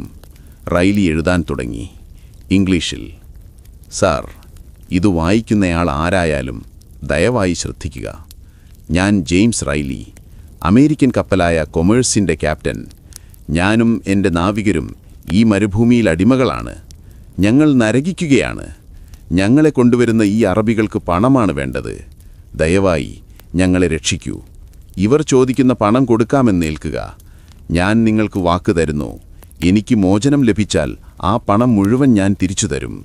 ഇതൊരപേക്ഷയല്ല, മരിക്കാൻ പോകുന്നവൻ്റെ നിലവിളിയാണ്. ഞങ്ങളെ ഉപേക്ഷിക്കരുത്. എഴുതിക്കഴിഞ്ഞപ്പോൾ റൈലിയുടെ കണ്ണിൽ നിന്ന് വെള്ളം ആ കടലാസിലേക്ക് വീണു. അക്ഷരങ്ങൾ പടരാതെ അദ്ദേഹം സൂക്ഷിച്ചു. ആ കത്തു മടക്കുമ്പോൾ സിദി ഹാംദ് ചോദിച്ചു, നീ എന്താണ് അതിലെഴുതിയത്? റൈലി പറഞ്ഞു, എൻ്റെ സുഹൃത്തിനോട് പണം തയ്യാറാക്കി വയ്ക്കാൻ പറഞ്ഞു. നിനക്ക് വേണ്ടി. സിദി ഹാംദ് ആ കത്ത് വാങ്ങി ആ സഞ്ചാരിക്ക് കൊടുത്തു. റൈലി ആ സഞ്ചാരിയുടെ കാലിൽ വീണു. ദയവായി ഇത് മൊഗാഡോറിലെ കോൺസലിനെത്തിക്കുക. നിനക്ക് ദൈവം പ്രതിഫലം തരും. ആ സഞ്ചാരി ആ കത്ത് വാങ്ങി തൻ്റെ സഞ്ചിയിലിട്ടു. അയാൾക്ക് റൈലിയോട് സഹതാപം തോന്നിയോ അതോ പ്രതിഫലം ആഗ്രഹിച്ചാണോ എന്നറിയില്ല. അയാൾ തലയാട്ടി. അവർ കുതിരപ്പുറത്ത് കയറി യാത്രയായി. ആ കുതിരകൾ പോകുന്നത് നോക്കി റൈലി നിന്നു. അവ കണ്ണിൽ നിന്ന് മറയുന്നതുവരെ അദ്ദേഹം അനങ്ങിയില്ല. ഇനിയുള്ളത് കാത്തിരിപ്പാണ്. ആ കത്ത് വഴിയിൽ കളഞ്ഞു പോകുമോ? അയാളത് കീറിക്കളയുമോ? മൊഗാഡോറിൽ ഇംഗ്ലീഷ് വായിക്കാൻ അറിയാവുന്ന ആരെങ്കിലും ഉണ്ടാകുമോ? ഒന്നും അറിയില്ല. റൈലി ആകാശത്തേക്ക് നോക്കി മന്ത്രിച്ചു, ദൈവമേ, ആ കടലാസ് കഷ്ണം ഒരൊറ്റ കടലാസ് കഷ്ണമല്ല, അത് ഞങ്ങളുടെ ജീവനാണ്. അത് ലക്ഷ്യത്തിലെത്തിക്കണമേ. കത്ത് കൊടുത്തു വിട്ടിട്ട് 1 ദിവസം കഴിഞ്ഞു. മറുപടിയില്ല. 2 ദിവസങ്ങൾ കഴിഞ്ഞു. മരുഭൂമി നിശബ്ദമായിരുന്നു. റൈലിയും കൂട്ടരും ആ പാറക്കെട്ടിൻ്റെ നിഴലിൽ വരാനിരിക്കുന്ന വിധിയെ കാത്തുകിടന്നു. ഓരോ മണിക്കൂറും അവർക്ക് ഓരോ യുഗങ്ങൾ പോലെ തോന്നി. 3-ാം ദിവസം സിദി ഹാംദ് അസ്വസ്ഥനാകാൻ തുടങ്ങി. അയാൾ റൈലിയുടെ അടുത്ത് വന്ന് ഒച്ച വെച്ചു, നിന്റെ സുഹൃത്തെവിടെ? നീ എന്നെ പറ്റിച്ചതാണോ? എൻ്റെ സമയം കളഞ്ഞാൽ നിന്റെ തോല് ഞാൻ ഉരിക്കും. റൈലി വിറച്ചുകൊണ്ട് പറഞ്ഞു, ക്ഷമിക്കൂ സിദി, മരുഭൂമി വലുതല്ലേ, അയാൾ വരാൻ സമയമെടുക്കും. ഒന്നുകൂടി ക്ഷമിക്കൂ. 4-ാം ദിവസവും 5-ാം ദിവസവും കടന്നുപോയി. റൈലിയുടെ കൂടെയുള്ളവരുടെ പ്രതീക്ഷ അസ്തമിച്ചു. ആരോൺ കരഞ്ഞുകൊണ്ട് ചോദിച്ചു, ക്യാപ്റ്റൻ, ആ സഞ്ചാരി കത്ത് കളഞ്ഞിട്ടുണ്ടാകുമോ? നമ്മൾ വെറുതെ കാത്തിരിക്കുകയാണോ? റൈലിക്ക് മറുപടി ഉണ്ടായിരുന്നില്ല. അദ്ദേഹത്തിന്റെ മനസ്സ് പറഞ്ഞു തുടങ്ങിയിരുന്നു, എല്ലാം കഴിഞ്ഞു, ആരും വരില്ല. 8-ാം ദിവസം. അന്ന് രാവിലെ അന്തരീക്ഷം വല്ലാതെ മുറുകി. സിദിഹാംത്തിന്റെ ക്ഷമ നശിച്ചിരുന്നു. സെയ്ദ് തന്റെ തോക്ക് തുടച്ചുകൊണ്ട് റെയിലിയെ നോക്കി ക്രൂരമായി ചിരിച്ചു. ഇന്ന് സന്ധ്യയ്ക്ക് മുൻപ് ആരും വന്നില്ലെങ്കിൽ ഈ തോക്കിലെ ഉണ്ട നിന്റെ നെഞ്ചിലായിരിക്കും. സെയ്ദിന്റെ നോട്ടം അത് വ്യക്തമായി പറയുന്നുണ്ടായിരുന്നു. ഉച്ചതിരിഞ്ഞു. സിദിഹാംത് പാറയുടെ മുകളിൽ കയറി ദൂരേക്ക് നോക്കി നിന്നു. അയാൾക്ക് വേണ്ടത് പണമാണ്. പണം കിട്ടിയില്ലെങ്കിൽ അയാൾക്കും നിരാശയുണ്ടാകും. ആ നിരാശ റെയിലിയുടെ മരണത്തിൽ കലാശിക്കും. പെട്ടെന്ന് സിദിഹാംത് എന്തോ കണ്ടു. അയാൾ വിളിച്ചു പറഞ്ഞു, ഒരാൾ വരുന്നുണ്ട്, കുതിരപ്പുറത്ത്. റെയിലി ഞെട്ടിത്തെറിച്ചു എഴുന്നേറ്റു. 8 ദിവസത്തെ പട്ടിണിയും ക്ഷീണവും അദ്ദേഹം മറന്നു. ദൂരെ പൊടിപടലങ്ങൾക്കിടയിൽ നിന്ന് വേഗത്തിൽ പാഞ്ഞുവരുന്ന ഒരു കുതിരപ്പടയാളി. റെയിലിയുടെ ഉള്ളിൽ പേടി ആളിക്കത്തി. അത് പട്ടാളമാണോ? തന്നെ പിടിക്കാൻ വരുന്നവരാണോ? അതോ താൻ കാത്തിരുന്ന ദൂതനാണോ? ആ കുതിരക്കാരൻ അടുത്തുവന്നു. അയാൾ മുഖം മറച്ച ഒരു അറബിയായിരുന്നു. സിദിഹാംത് കഠാരയിൽ കൈവച്ചുകൊണ്ട് അയാളുടെ അടുത്തേക്ക് നടന്നു. അവർ തമ്മിൽ എന്തൊക്കെയോ സംസാരിച്ചു. റെയിലിക്ക് ശ്വാസം കിട്ടാത്ത അവസ്ഥയായി. ആ സംസാരത്തിന്റെ അവസാനം സിദിഹാംത് ചിരിക്കുമോ അതോ ഗീഷപ്പെടുമോ? കുറച്ച് നിമിഷങ്ങൾക്ക് ശേഷം ആ കുതിരക്കാരൻ തിരിച്ചുപോയി. സിദിഹാംത് റെയിലിയുടെ അടുത്തേക്ക് നടന്നുവന്നു. അയാളുടെ മുഖത്ത് ഒരു അത്ഭുതമുണ്ടായിരുന്നു. അതിലേറെ റെയിലിയോടൊരു ബഹുമാനം. അയാൾ തന്റെ കയ്യിലുണ്ടായിരുന്ന ഒരു ചെറിയ കടലാസ് റെയിലിക്ക് നേരെ നീട്ടി. റെയിലി, സിദിഹാംത് പറഞ്ഞു, നിനക്കൊരു കത്തുണ്ട്. 8 ദിവസത്തെ കാത്തിരിപ്പിനൊടുവിൽ കിട്ടിയ ആ കടലാസ്. റെയിലി വിറയ്ക്കുന്ന കൈകളോടെ അത് വാങ്ങി. അത് തുറക്കാൻ പോലും അദ്ദേഹത്തിന് പേടിയായിരുന്നു. അതിലെന്താണ് എഴുതിയിരിക്കുന്നത്? നിങ്ങളെ എനിക്കറിയില്ല എന്നാണോ? അദ്ദേഹം മെല്ലെ അത് തുറന്നു. കത്തിന്റെ തുടക്കം ഇങ്ങനെയായിരുന്നു: എന്റെ പ്രിയപ്പെട്ട എന്നാൽ നിർഭാഗ്യവാനായ അപരിചിത സുഹൃത്തേ, to my dear and unfortunate stranger. ആ വരികൾ വായിച്ചപ്പോൾ തന്നെ റെയിലിയുടെ കണ്ണിൽ ഇരുട്ട് കയർന്നതുപോലെ തോന്നി. ഇത് സത്യമാണോ? താൻ സ്വപ്നം കാണുകയാണോ? കത്തിൽ വില്യം വിൽഷെയർ എന്ന ബ്രിട്ടീഷ് കൗൺസിൽ എഴുതിയിരുന്നു: താങ്കളുടെ കത്തെനിക്ക് കിട്ടി. താങ്കളുടെ അവസ്ഥ എന്നെ വല്ലാതെ വേദനിപ്പിക്കുന്നു. ഭയപ്പെടേണ്ട, ഞാൻ നിങ്ങളെ രക്ഷിക്കും. നിങ്ങളെ കൊണ്ടുവരുന്നയാൾക്ക് ചോദിക്കുന്ന പണം നൽകാൻ ഞാൻ തയ്യാറാണ്. വേഗം വരിക. എന്റെ വീട് നിങ്ങൾക്കായി തുറന്നിട്ടിരിക്കുന്നു. റെയിലിക്കത് വായിച്ചു മുഴുമിക്കാൻ കഴിഞ്ഞില്ല. കൈകൾ വിറച്ചു. ആ കത്ത് മണലിൽ വീണു. അദ്ദേഹം മുട്ടുകുത്തിയിരുന്നുപോയി. പൊട്ടിക്കരഞ്ഞു. ദൈവമേ, നീ ഉണ്ട്, നീ സത്യമാണ്. അദ്ദേഹം വിങ്ങിപ്പൊട്ടി. 8 ദിവസത്തെ സങ്കടം മുഴുവൻ ആ കണ്ണീരിൽ ഒലിച്ചുപോയി. ഇത് കണ്ട് കൂടെയുണ്ടായിരുന്ന ആരോണും വില്യമും ഓടിവന്നു. എന്താ ക്യാപ്റ്റൻ, എന്താ കത്തിൽ? നമ്മൾ മരിക്കാൻ പോവുകയാണോ? റെയിലിക്ക് സംസാരിക്കാൻ കഴിഞ്ഞില്ല. അദ്ദേഹം ആ കത്ത് അവർക്ക് നേരെ നീട്ടി. ഇടറുന്ന ശബ്ദത്തിൽ പറഞ്ഞു, ഇല്ല മക്കളെ, നമ്മൾ രക്ഷപ്പെട്ടു. നമ്മൾ വീട്ടിലേക്ക് പോവുകയാണ്. അവർ പരസ്പരം കെട്ടിപ്പിടിച്ച് കരഞ്ഞു. അത് സങ്കടം കൊണ്ടുള്ള കരച്ചിലായിരുന്നില്ല. മരണത്തിന്റെ വായിൽ നിന്ന് ജീവിതത്തിലേക്ക് തിരിച്ചു കയറിയതിന്റെ ആശ്വാസമായിരുന്നു അത്. മാസങ്ങളായി ഉണങ്ങി വരേണ്ട അവരുടെ കണ്ണുകളിൽ നിന്ന് ആദ്യമായി സന്തോഷത്തിന്റെ കണ്ണുനീർ വന്നു. സിദിഹാംത് ഇത് കണ്ട് അമ്പരന്നുപോയി. എന്താണ് ആ കത്തിൽ? അവൻ ചോദിച്ചു. റെയിലി കണ്ണുനീരിനിടയിലൂടെ ചിരിച്ചുകൊണ്ട് പറഞ്ഞു, സിദി, എന്റെ സുഹൃത്ത് കാത്തിരിക്കുന്നു. നിനക്കുള്ള പണം തയ്യാറാണ്. നീ ചോദിച്ചതിലും കൂടുതൽ. സെയ്ദ് ഇത് കേട്ട് തോക്ക് താഴ്ത്തി. അല്ലാഹു അക്ബർ, അവൻ വിളിച്ചു പറഞ്ഞു. ഈ ക്രിസ്ത്യാനി കള്ളം പറഞ്ഞില്ല. നമുക്ക് നിധി കിട്ടി. ആ നിമിഷം മരുഭൂമിയിലെ കാറ്റുപോലും ശാന്തമായതുപോലെ തോന്നി. റെയിലി ആ കത്ത് നെഞ്ചോട് ചേർത്ത് പിടിച്ചു. അത് വെറുമൊരു കടലാസല്ല, അതവരുടെ 2ാം ജന്മത്തിനുള്ള അവകാശപത്രമായിരുന്നു. കുറച്ചു ദൂരം മുന്നോട്ടു പോയപ്പോൾ വഴിയിൽ വെച്ച് മറ്റൊരു അത്ഭുതം അവരെ കാത്തിരുന്നു. വിൽഷയർ കൊടുത്തുവിട്ട ഒരു ദൂതൻ ഭക്ഷണവും വസ്ത്രങ്ങളുമായി അവരെ കാത്തുനിൽക്കുന്നു. മാസങ്ങളായി പട്ടിണി കിടന്ന നഗ്നരായ മനുഷ്യരുടെ മുന്നിലേക്ക് റൊട്ടിയും പഴങ്ങളും വൃത്തിയുള്ള വസ്ത്രങ്ങളും എത്തി. ഭക്ഷണം കണ്ടപ്പോൾ റൈലിയുടെ കൂട്ടുകാർക്ക് നിയന്ത്രണം വിട്ടു. അവർ അത് വാരി വലിച്ചു തിന്നാൻ തുടങ്ങി. റൈലിക്ക് അവരെ തടയാൻ കഴിഞ്ഞില്ല. ആ വസ്ത്രങ്ങൾ ധരിച്ചപ്പോൾ അവർക്ക് തങ്ങൾ വീണ്ടും മനുഷ്യരായതുപോലെ തോന്നി. മൃഗങ്ങളെപ്പോലെ മരുഭൂമിയിൽ അലഞ്ഞവർ വീണ്ടും പരിഷ്കൃതരായ മനുഷ്യരായി മാറുന്നു. പക്ഷേ അപകടമൊഴിഞ്ഞിട്ടില്ലായിരുന്നു. മുഗാഡോർ നഗരത്തിന്റെ കവാടത്തിനു മുൻപ് വെച്ച് സയ്യിദ് വീണ്ടും പ്രശ്നമുണ്ടാക്കി. നമുക്ക് പണം കിട്ടുമെന്നെന്താ ഉറപ്പ്? നമ്മൾ ഇവരെ വിട്ടുകൊടുത്താൽ അവർ നമ്മളെ കൊല്ലില്ലേ? സയ്യിദ് തന്റെ തോക്ക് ലോഡ് ചെയ്തു. ആദ്യം പണം കയ്യിൽ കിട്ടണം, എന്നിട്ട് മതി കൈമാറ്റം.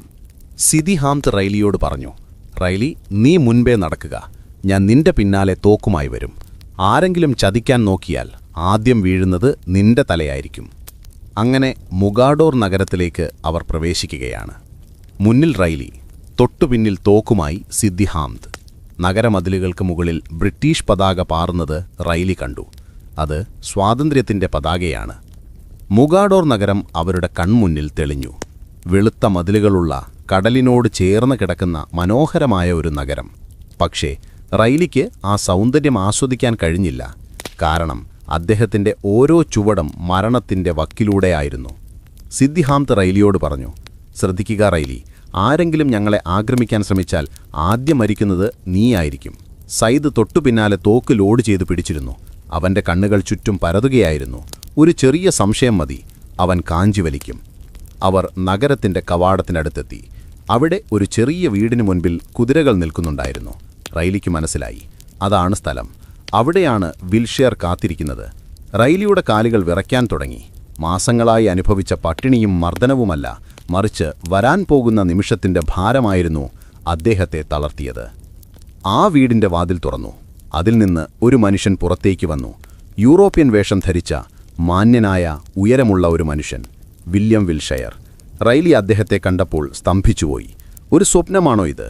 വിൽഷെയർ ഓടി വന്ന് റൈലിയെ കെട്ടിപ്പിടിച്ചു. ചിന്തിക്കണം സുഹൃത്തുക്കളെ, മാസങ്ങളായി കുളിക്കാത്ത, വ്രണങ്ങൾ നിറഞ്ഞ, എല്ലും തോലുമായ, ദുർഗന്ധം വമിക്കുന്ന ഒരു മനുഷ്യനെയാണ് മുന്തിയ വസ്ത്രം ധരിച്ച ആ ബ്രിട്ടീഷ് ഉദ്യോഗസ്ഥൻ മാറോടണയ്ക്കുന്നത്. സ്വാഗതം സുഹൃത്തെ, നിങ്ങൾ സുരക്ഷിതനാണ്, വിൽഷെയർ പറഞ്ഞു. ആ വാക്കുകൾ കേട്ടപ്പോൾ റൈലി പൊട്ടിക്കരഞ്ഞു. ഒരു കുട്ടിയെപ്പോലെ അദ്ദേഹം വിൽഷെയറിൻ്റെ തോളിൽ കിടന്ന് കരഞ്ഞു. അദ്ദേഹത്തിൻ്റെ കൂടെ ഉണ്ടായിരുന്ന ആരോണും വില്യവും മറ്റുള്ളവരും മണലിൽ മുട്ടുകുട്ടി നിന്ന് ദൈവത്തിന് നന്ദി പറഞ്ഞു. പക്ഷേ സിദ്ദി ഹാംദ് ഈ വികാരപ്രകടനങ്ങൾ കണ്ട് അന്തം വിട്ടു നിൽക്കുകയായിരുന്നു. അവന് വേണ്ടത് കണ്ണീരല്ല, പണമാണ്. എവിടെ പണം? സിദ്ദി ഹാംദ് ചോദിച്ചു. വിൽഷെയർ റെയിലിയെ വിട്ട് സിദ്ദി ഹാംദിൻ്റെ അടുത്തേക്ക് ചെന്നു. അദ്ദേഹം തൻ്റെ സഹായികളോട് ആംഗ്യം കാണിച്ചു. അവർ വലിയ ചാക്ക് കെട്ടുകൾ കൊണ്ടുവന്നു. അതിൽ നിറയെ വെള്ളി നാണയങ്ങളായിരുന്നു. റൈലി വാഗ്ദാനം ചെയ്തതിലും കൂടുതൽ പണം അവിടെ ഉണ്ടായിരുന്നു. കൂടാതെ തോക്കുകൾ, വെടിമരുന്ന്, മുന്തിയ തുണിത്തരങ്ങൾ, സിദ്ദി ഹാംദ് സ്വപ്നത്തിൽ പോലും കാണാത്ത സമ്പത്ത് അവിടെയുണ്ടായിരുന്നു. ഇത് കണ്ടപ്പോൾ സയ്യിദിൻ്റെ കണ്ണ് തള്ളിപ്പോയി. അവൻ തോക്ക് താഴ്ത്തി. അല്ലാഹു അക്ബർ, ഈ ക്രിസ്ത്യാനി പറഞ്ഞത് സത്യമാണ്, അവൻ വിളിച്ചു പറഞ്ഞു. ഇത്രയും നാൾ റൈലിയെ കൊല്ലാൻ നടന്ന അതേ സയ്യിദ് ഇപ്പോൾ റൈലിയെ നോക്കി ചിരിക്കാൻ തുടങ്ങി. പണം മനുഷ്യനെ എങ്ങനെ മാറ്റുന്നു എന്ന് നോക്കൂ. സിദ്ദി ഹാംദ് പണം എണ്ണിത്തിട്ടപ്പെടുത്തി. ഓരോ നാണയവും അവൻ കടിച്ചു നോക്കി ഉറപ്പുവരുത്തി. എല്ലാം കൃത്യമാണ്. അവൻ റൈലിയുടെ അടുക്കലേക്ക് വന്നു. റൈലി, നീ ഒരു നല്ല മനുഷ്യനാണ്. നീ കള്ളം പറഞ്ഞില്ല. അല്ലാഹു നിന്നെ അനുഗ്രഹിക്കട്ടെ. വാസ്തവത്തിൽ റൈലി പറഞ്ഞത് കള്ളമായിരുന്നു. പക്ഷേ വിൽഷെയർ എന്ന മനുഷ്യൻ്റെ നന്മ കാരണം അത് സത്യമായി മാറി. തുടർന്ന് നടന്നത് വിചിത്രമായ ഒരു കാഴ്ചയായിരുന്നു. സിദ്ദി ഹാംദ് റൈലിയോട് യാത്ര ചോദിക്കാൻ വന്നു. തന്നെ അടിമയാക്കി വെച്ച, പട്ടിണി കിട്ട, മരുഭൂമിയിലൂടെ നടത്തിച്ച ആ മനുഷ്യനോട് റൈലിക്ക് ദേഷ്യം തോന്നേണ്ടതാണ്. പക്ഷേ ആ നിമിഷം റൈലിക്ക് തോന്നിയത് മറ്റൊന്നാണ്. നീ എന്നെ കൊന്നില്ലല്ലോ സിദ്ദി, നീ എന്നെ ഇവിടെ എത്തിച്ചു, നന്ദി, റൈലി പറഞ്ഞു. സിദ്ദി ഹാംദ് റൈലിയുടെ കൈ പിടിച്ചു കുലുക്കി. ഇനി നമ്മൾ തമ്മിൽ കാണില്ല, വിടാ. സിദ്ദി ഹാംദും സയ്യിദും അവരുടെ ഒട്ടകങ്ങളിൽ പണം കയറ്റി മരുഭൂമിയിലേക്ക് തന്നെ തിരിച്ചുപോയി. അവർ പോകുന്നത് നോക്കി റൈലി നിന്നു. ആ രണ്ട് മനുഷ്യർ മണൽക്കുന്നുകൾക്കിടയിൽ മറയുന്നതുവരെ അദ്ദേഹം നോക്കി നിന്നു. അവർ പോയതോടെ റൈലിയുടെ കഴുത്തിൽ കിടന്നിരുന്ന അദൃശ്യമായ ചങ്ങല അഴിഞ്ഞു വീണു. വിൽഷെയർ അവരെ വീടിനുള്ളിലേക്ക് ക്ഷണിച്ചു. അവിടെ അവർക്ക് വേണ്ടി ഒരുക്കിയ കാഴ്ചകൾ: മേശ നിറയെ ഭക്ഷണം, ചൂടുള്ള റൊട്ടി, മാംസം, പഴങ്ങൾ, ശുദ്ധമായ വെള്ളം. ആഹാരം കണ്ടപ്പോൾ നാവികർക്ക് നിയന്ത്രണം വിട്ടു. അവർ ചാടി വീഴാൻ തുടങ്ങി. പക്ഷേ വിൽഷെയർ അവരെ സ്നേഹത്തോടെ തടഞ്ഞു. പാടില്ല, ഇപ്പോൾ വയറു നിറയെ കഴിച്ചാൽ നിങ്ങൾ മരിച്ചുപോകും. നിങ്ങളുടെ ആമാശയം ചുരുങ്ങിയിരിക്കുകയാണ്. അദ്ദേഹം കുറച്ച് ബിസ്ക്കറ്റും ലേശം വീഞ്ഞും മാത്രമാണ് നൽകിയത്. അത് കഴിച്ചപ്പോൾ തന്നെ അവർക്ക് ക്ഷീണം മാറി തുടങ്ങി. പിന്നീട് അവർക്ക് കുളിക്കാൻ ചൂടുവെള്ളം കിട്ടി. മാസങ്ങൾക്ക് ശേഷം ശരീരത്തിലെ അഴുക്കും വിയർപ്പും കഴുകിക്കളഞ്ഞപ്പോൾ റൈലിക്ക് താൻ വീണ്ടും ജനിച്ചതുപോലെ തോന്നി. വിൽഷെയർ അവർക്ക് നല്ല വസ്ത്രങ്ങൾ നൽകി. കണ്ണാടിയിൽ സ്വന്തം രൂപം കണ്ടപ്പോൾ റൈലി ഞെട്ടിപ്പോയി. താൻ എത്രമാത്രം മാറിയിരിക്കുന്നു. വെറും 40 കിലോയിൽ താഴെ മാത്രമാണ് അദ്ദേഹത്തിൻ്റെ ഭാരം. കവിഴുകൾ ഒട്ടി, കണ്ണുകൾ കുഴിഞ്ഞ്, ഒരസ്ഥികൂടം തന്നെ. അന്ന് രാത്രി മൃദുവായ കിടക്കയിൽ കിടക്കുമ്പോൾ റൈലിക്ക് ഉറക്കം വന്നില്ല. ജനലിന് പുറത്ത് കടലിൻ്റെ ഇരമ്പൽ കേൾക്കാം. പക്ഷേ ഇത്തവണ ആ ഇരമ്പൽ പേടിപ്പെടുത്തുന്നില്ല. അത് സ്വാതന്ത്ര്യത്തിൻ്റെ സംഗീതമാണ്. പക്ഷെ അദ്ദേഹത്തിൻ്റെ മനസ്സ് ശാന്തമായിരുന്നില്ല. കാരണം അദ്ദേഹത്തിൻ്റെ കൂടെയുണ്ടായിരുന്ന 5 പേർ, ജോർജ്, പോർട്ടർ തുടങ്ങിയവർ, അവരിപ്പോഴും മരുഭൂമിയുടെ ഏതോ കോണിൽ ക്രൂരരായ യജമാനന്മാരുടെ കീഴിൽ നരകിക്കുകയാണ്. ഞാൻ രക്ഷപ്പെട്ടു, പക്ഷേ എൻ്റെ മക്കൾ അവരവിടെ കിടന്ന് മരിക്കുമോ? റൈലി കിടക്കയിൽ നിന്ന് എഴുന്നേറ്റു. അദ്ദേഹം വിൽഷെയറുടെ അടുത്തേക്ക് പോയി. എനിക്ക് ഒരു സഹായം കൂടി വേണം, റൈലി പറഞ്ഞു. ഞാൻ മാത്രം രക്ഷപ്പെട്ടാൽ പോരാ, എൻ്റെ ബാക്കി ജോലിക്കാരെയും എനിക്ക് തിരിച്ചു കിട്ടണം. അതിനെത്ര പണം വേണമെങ്കിലും ചെലവാക്കാൻ ഞാൻ തയ്യാറാണ്. വിൽഷെയർ പുഞ്ചിരിച്ചു. വിഷമിക്കേണ്ട ക്യാപ്റ്റൻ, നമ്മൾ അവരെയും കണ്ടെത്തും. ഞാൻ വാക്ക് തരുന്നു. പക്ഷേ മരുഭൂമി അത്ര എളുപ്പത്തിൽ ഇരകളെ വിട്ടുകൊടുക്കില്ലല്ലോ. ബാക്കിയുള്ളവരെ കണ്ടെത്തുക എന്നത് കടലിൽ വീണ സൂചി തിരയുന്നത് പോലെയാണ്. അവർ ജീവനോടെ ഉണ്ടോ എന്ന് പോലും അറിയില്ല. അങ്ങനെ റൈലിയുടെ ശരീരം സുഖപ്പെട്ടുവെങ്കിലും അദ്ദേഹത്തിൻ്റെ മനസ്സ് വീണ്ടും മരുഭൂമിയിലേക്ക് സഞ്ചരിക്കാൻ തുടങ്ങി. ബാക്കിയുള്ളവരെ രക്ഷിക്കാനുള്ള അവസാനത്തെ ദൗത്യം. മൊഗാഡോറിലെ സുരക്ഷിതമായ വീട്ടിൽ മൃദുവായ കിടക്കയിൽ കിടക്കുമ്പോഴും ക്യാപ്റ്റൻ റൈലിക്ക് ഉറങ്ങാൻ കഴിഞ്ഞില്ല. ഓരോ തവണ കണ്ണടയ്ക്കുമ്പോഴും അദ്ദേഹം കാണുന്നത് മരുഭൂമിയുടെ ഭീകരരൂപമാണ്. കാതുകളിൽ മുഴങ്ങുന്നത് തൻ്റെ പ്രിയപ്പെട്ട ജോലിക്കാർ തന്നെ നോക്കി കരയുന്ന ശബ്ദമാണ്. ക്യാപ്റ്റൻ, ഞങ്ങളെ രക്ഷിക്കണേ. റൈലിക്ക് സമാധാനമായിരിക്കാൻ കഴിഞ്ഞില്ല. തൻ്റെ കൂടെ ഉണ്ടായിരുന്നവരിൽ ആരോൺ, വില്യം, സാവേജ്, ഹോറസ് എന്നിവർ രക്ഷപ്പെട്ടു. പക്ഷേ ജോർജ്, പോർട്ടർ തുടങ്ങിയ ബാക്കി 5 പേർ, അവരിപ്പോഴും അടിമകളാണ്. ക്രൂരരായ യജമാനന്മാരുടെ ചാട്ടവാറടിമണ്ട് പട്ടിണി കിടന്ന് മരുഭൂമിയിൽ അലയുകയാണവർ. റൈലി വില്യം വിൽഷെയറുടെ കൈകൾ കൂപ്പിപ്പിടിച്ചു പറഞ്ഞു, എനിക്ക് തിരിച്ചു പോകണം. എൻ്റെ മക്കളെ അവിടെ ഇട്ടിട്ട് എനിക്ക് അമേരിക്കയിലേക്ക് പോകാൻ കഴിയില്ല. അവർ മരിച്ചോ ജീവിച്ചിരിപ്പുണ്ടോ എന്നെനിക്കറിയണം. ആ ബ്രിട്ടീഷ് ഉദ്യോഗസ്ഥൻ്റെ കണ്ണുകൾ നിറഞ്ഞു. അദ്ദേഹം പറഞ്ഞു, വിഷമിക്കേണ്ട റൈലി, താങ്കൾക്ക് മരുഭൂമിയിലേക്ക് പോകാൻ കഴിയില്ല. താങ്കളുടെ ശരീരം അതിനനുവദിക്കില്ല. പക്ഷേ എൻ്റെ വിശ്വസ്തരായ ആളുകളെ ഞാൻ അയക്കാം. എത്ര പണം വേണമെങ്കിലും ചെലവാക്കാം.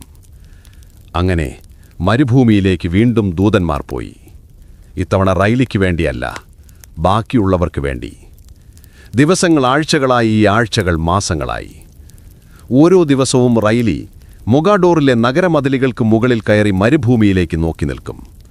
ദൂരെ നിന്ന് വരുന്ന പൊടിപടലങ്ങൾ കാണുമ്പോൾ അദ്ദേഹം പ്രതീക്ഷയോടെ ഓടിച്ചെല്ലും. പക്ഷേ പലപ്പോഴും അത് വെറും കച്ചവടക്കാരാകും. ഒടുവിൽ റൈലിയുടെ പ്രാർത്ഥനയ്ക്ക് ദൈവം ഉത്തരം നൽകി. ഒരു ദിവസം മരുഭൂമിയിൽ നിന്നൊരു സംഘം ഒട്ടകങ്ങൾ നഗരത്തിലേക്ക് വന്നു. അതിൽ തളർന്ന അവശരായ അസ്ഥികൂടങ്ങളെപ്പോലെ ഇരിക്കുന്ന 2 രൂപങ്ങൾ. റൈലി ഓടിച്ചെന്നു. അവരുടെ മുഖം കണ്ടപ്പോൾ റൈലി ഞെട്ടിപ്പോയി. അത് പോർട്ടറും റിച്ചാർഡ്സുമായിരുന്നു. ആ കൂട്ടിക്കാഴ്ച കണ്ടു നിന്നവരുടെ കരളലിയിക്കുന്നതായിരുന്നു. റൈലി അവരെ കെട്ടിപ്പിടിച്ചു പൊട്ടിക്കരഞ്ഞു. സംസാരിക്കാൻ പോലും കഴിയാത്ത ആ 2 നാവികർ തൻ്റെ ക്യാപ്റ്റനെ കണ്ടപ്പോൾ വിങ്ങിപ്പൊട്ടി. അവർ വിചാരിച്ചത് റൈലി മരിച്ചു എന്നാണ്.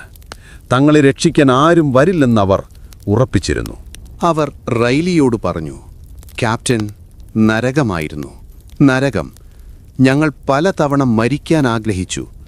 പക്ഷെ എന്തോ ഭാഗ്യം കൊണ്ട് ബാക്കിയായി. പക്ഷേ അപ്പോഴും ഒരു സങ്കടവാർത്ത ബാക്കിയുണ്ടായിരുന്നു. എല്ലാവരും രക്ഷപ്പെട്ടില്ല. സംഘത്തിലുണ്ടായിരുന്ന മറ്റു ചിലർ, അവർക്ക് മരുഭൂമിയുടെ കാഠിന്യം താങ്ങാനായില്ല.